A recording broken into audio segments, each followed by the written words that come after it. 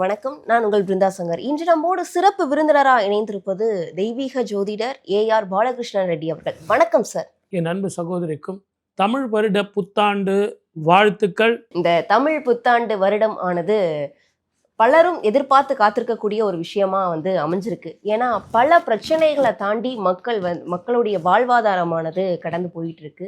அந்த வகையில இந்த புத்தாண்டு அனைவருக்கும் சீரும் சிறப்புமாக செல்வ செழிப்போட இருக்குமா அப்படின்றதுதான் மிகப்பெரிய கேள்விக்குறியா இருக்குது. இருக்குமா சார்? உங்களோட தமிழ் வருடம் மொத்தம் 60 வருடங்கள். அதுல இது 40வது வருடமா தமிழ் வருடம் வருது. பராபவ வருடம் அப்படின்னா முதல்ல அதனுடைய அர்த்தமே என்ன தெரியுங்களா? எதிரிகளை வெல்லுவதுன்னு ஒரு அர்த்தம் இருக்குது. அதுக்கு நிறைய அர்த்தம் இருக்குது. இடைக்கால சித்தர் கொடுத்தார் பாருங்க, ஒரு 60 பாடல் 60 தமிழ் வருஷத்துக்கு கொடுத்துருக்கார். அதையெல்லாம் தான் நம்ம ரெஃபர் பண்ணி இந்த வருஷம் மழை பெய்யும், இப்படி காற்றடிக்கும், பயிர் செழிக்கும், ஆடு மாடுகள்லாம் ரொம்ப தெளிவாக இருக்கும் அப்படின்னு சொல்லிட்டு அந்த பாடல்களில் தெளிவாக சொல்லப்பட்டிருக்கு. அப்போ அந்த தமிழ் பாடல் நம்ம ரெஃபர் பண்ணி தான் ஒவ்வொரு வருஷமும் தமிழ் வருட பிறப்பு எப்படி இருக்கும் அப்படின்னு நம்ம சொல்றோம். இந்த தமிழ் புத்தாண்டு பராபவம் அப்படின்ற ஒரு வருடமாக ஆரம்பிக்குது. இருக்கக்கூடிய அனைத்து ராசிக்காரர்களுக்கும் எந்த மாதிரி இருக்கும் அப்படின்னு ஒவ்வொரு ராசி ரீதியா நம்ம பார்த்துடலாம்.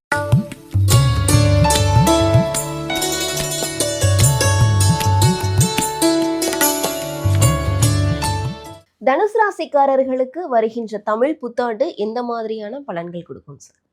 அடமழைங்க இவங்க காட்டில். அர்த்தாஷ்டம சனி அப்படின்னு 4ஆம் இடத்துல சனி இருந்தால் கூட பயணத்தில் கவனமாக இருக்கணும். வேற்றுமொழி இனத்தவர்களோட உறவு கவனமாக இருக்கணும். தயவு செஞ்சு யாருக்கும் வாக்கு கொடுத்துடாதீங்க. அந்த வாக்கு கொடுத்தீங்கன்னா காப்பாற்றணும். அதே நேரத்தில் உங்களுக்கு குரு பலன் இருக்குது. குரு மாறின பிறகு பார்வை இல்லையே சார், இப்போ 7ஆம் பார்வையாக இருக்கார். தன்னுடைய வீட்டை தானே பார்க்குறார்.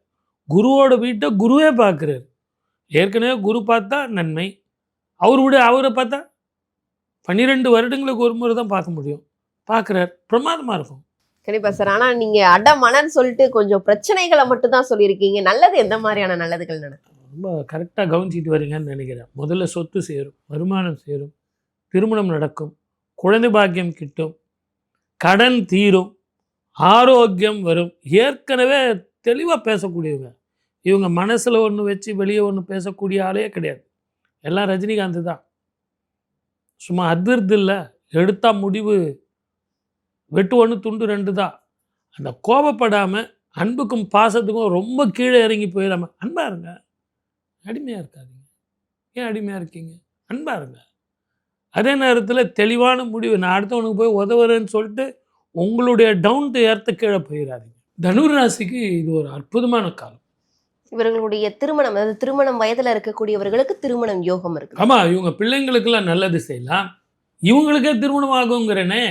அப்போ இவங்க குழந்தைங்களுக்கு நல்லது நடக்கும். படிக்கிற பிள்ளைங்களுக்கு வெளிநாடு அனுப்புறதோ, இங்கேயே படிக்கிறதோ, இல்லை ஒரு சாதாரண பள்ளியில் படிக்கிறவங்களுக்கு நல்ல ஒரு பிராண்டட் ஸ்கூல் அங்கே எடுத்து போய் படிக்கிறதோ, நல்ல காலேஜில் சேர்க்கிறதோ, அதற்கு உண்டான செலவுகள் ஏற்படுறதோ இவங்களுக்கு வரும். சார், நீங்கள் முன்பே சொல்லியிருந்தீங்க பயணங்களில் ஜாக்கிரதையாக இருக்கணும்னு சொல்றீங்க. ஆனால் இப்போ குழந்தைகள் வெளிநாடுகள் போவதற்கு வாய்ப்பு இருக்குன்னு சொல்றீங்க. இதை எப்படி புரிஞ்சுக்கிறது? பொதுவாக சனி செவ்வாய் காலத்தில் பயணத்தில் எல்லாருமே கவனமாக இருக்கணும். இந்த சனி செவ்வாய் சேரும் காலத்தில் இயற்கை அழிவுகள், நீரினாலும் நெருப்பினாலும் தீவிரவாதத்தினாலும் வேற்றுமொழி இனத்தவர்களாலும் பிரச்சனைகள் வரத்தால் செய்யும் இனக்கலவரங்கள் உண்டு. அது இல்லாமல் வேறு 5 கிரகங்கள் 4 கிரகங்கள் ஒவ்வொரு வீட்டில் சேருது. இந்த வருஷம் முழுவதுமே இப்படி தான் இருக்குது. குருவோட சஞ்சாரமும் 3 ராசிகளுக்கு.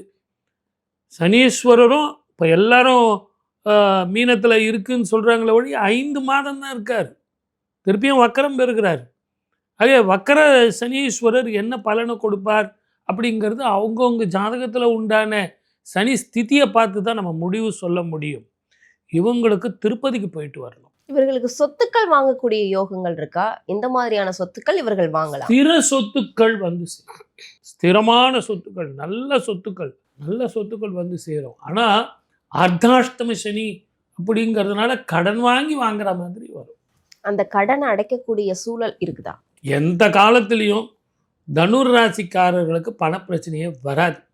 ஒன்று என்ன, வரவுக்கும் செலவுக்கும் சரியாக போயிடும். அதுதான் எக்ஸ்ட்ரீம் பணப்பிரச்சனை. எப்படி இருந்தாலும் கௌரவம் பாதிக்காது, தன்னுடைய ஆளுமை பாதிக்காது. இவங்க செய்ய வேண்டியது திருப்பதிக்கு போயிட்டு வந்தா, பெருமாளை பார்த்துட்டு வந்தாங்கனாலே இவங்களுக்கு திருப்பதிக்கு சென்று வந்தால் திருப்பம் வந்து தேரும். அதே மாதிரி இவங்களால முடிஞ்ச வரைக்கும் அன்னதானம் செய்யணும், வஸ்திர தானம் செய்யணும். இந்த 2ம் செஞ்சாங்கன்னா இந்த வருடம் முழுவதும் அற்புதமான காலம். இந்த தமிழ் புத்தாண்டுல எந்த மாதிரியான சிறப்புகள் இருக்கும், எந்த மாதிரியான கஷ்டங்கள் இருந்தா அதை எப்படிலாம் சரி செய்யலாம் அப்படின்னு சொல்லிட்டு ஒவ்வொரு ராசிக்காரர்களுக்கும் தெளிவாக உங்களுடைய விளக்கங்களை கொடுத்தமைக்கு நன்றி. 12 ராசிக்காரர்களுக்கும் பலன்களும் பரிகாரம் சொல்லியிருக்கேன். ஆனா இது எல்லாம் பொது பலன் தான். ஆனா உங்க ஜாதகத்துக்கு இப்ப என்ன மகாதிசை நடந்துகிட்டு இருக்கு, கிரக ஸ்திதிகள் எப்படி இருக்கு, சனீஸ்வரரும் குருவும் ராகுவும் கேதுவும் மற்ற கிரகங்களும் எப்படியெல்லாம் ஸ்திதி இருக்கு, அந்த பலன் உங்களுக்கு எப்படி கொடுக்கணும் அப்படிங்கிறத பார்க்கணும். ஆகவே இது ஒரு இன்ஸ்டன்ட் ஃபுட்டு மாதிரி இதை நான் கொடுத்துருக்கேன். எது எப்படி இருந்தாலும் எனக்கென்ன மனக்கவலை, என் தாய்க்கன்றோ தினம் தினம் என் கவலை, கிரகங்கள் எப்படி வேண்டாலும் போகலாம், ஆனால் வாழ்க்கையில் வெற்றி பெறுவது தான் நமது குறிக்கோள்னு சொல்லி வாய்ப்படுத்த அத்தனை நல்ல உள்ளங்களுக்கும் என் அன்பு சகோதரிக்கும் என் அன்பு வணக்கங்கள். நன்றி, வணக்கம். சர்வே ஜனா சுகினோ பவந்து. இந்த தமிழ் புத்தாண்டுல எந்த மாதிரியான சிறப்புகள் இருக்கும், எந்த மாதிரியான கஷ்டங்கள் இருந்தா அதை எப்படிலாம் சரி செய்யலாம் அப்படின்னு சொல்லிட்டு ஒவ்வொரு ராசிக்காரர்களுக்கும் தெளிவாக உங்களுடைய விளக்கங்களை கொடுத்தமைக்கு நன்றி. 12 ராசிக்காரர்களுக்கும் பலன்களும் பரிகாரம் சொல்லியிருக்கேன். ஆனா இது எல்லாம் பொது பலன் தான். ஆனா உங்க ஜாதகத்துக்கு இப்ப என்ன மகாதிசை நடந்துகிட்டு இருக்கு, கிரக ஸ்திதிகள் எப்படி இருக்கு, சனீஸ்வரரும் குருவும் ராகுவும் கேதுவும் மற்ற கிரகங்களும் எப்படியெல்லாம் ஸ்திதி இருக்கு, அந்த பலன் உங்களுக்கு எப்படி கொடுக்கணும் அப்படிங்கிறத பார்க்கணும். ஆகவே இது ஒரு இன்ஸ்டன்ட் ஃபுட்டு மாதிரி இதை நான் கொடுத்துருக்கேன். எது எப்படி இருந்தாலும் எனக்கென்ன மனக்கவலை, என் தாய்க்கன்றோ தினம் தினம் என் கவலை, கிரகங்கள் எப்படி வேண்டாலும் போகலாம், ஆனால் வாழ்க்கையில் வெற்றி பெறுவது தான் நமது குறிக்கோள்னு சொல்லி வாய்ப்படுத்த அத்தனை நல்ல உள்ளங்களுக்கும் என் அன்பு சகோதரிக்கும் என் அன்பு வணக்கங்கள்.